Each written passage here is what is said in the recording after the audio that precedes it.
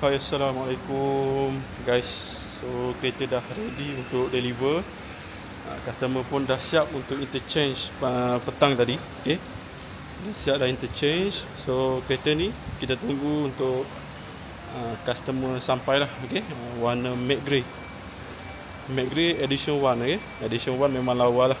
Orang kata kereta dah siap dengan makeup lah, dengan rim color hitam matte. Lepas tu dia ada caliper brake warna merah. Lepas tu dia ada AMG Night Package. Nampak AMG Night Package. So customer ni pun dia dapat nombor yang lawa MEC 67.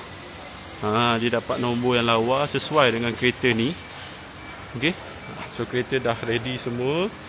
Tinggal untuk deliver sahaja. Okey, tinggal untuk deliver sahaja. Korang boleh tengok. Tu dia. Lawa tak lawa, color matte.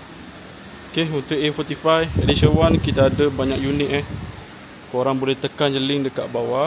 Okay, boleh buat appointment dan datang ke showroom. Inilah rupa bahagian belakang dia.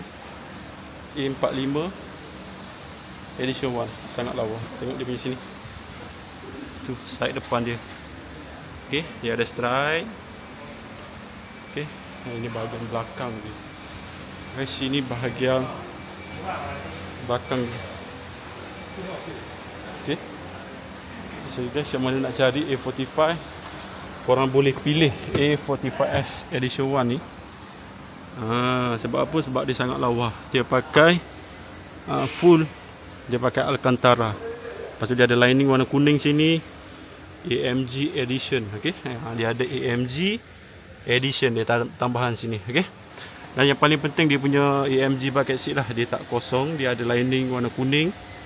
Okey, macam UK spec punya rim lah. Okey, yang ni kita dah tambah untuk customer AMG. So bila dia buka tengah malam, nampak lagi padu guys. Okey, ini bahagian dalam dia.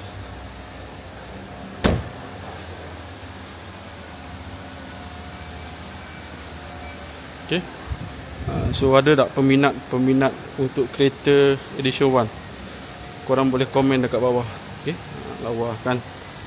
Nampak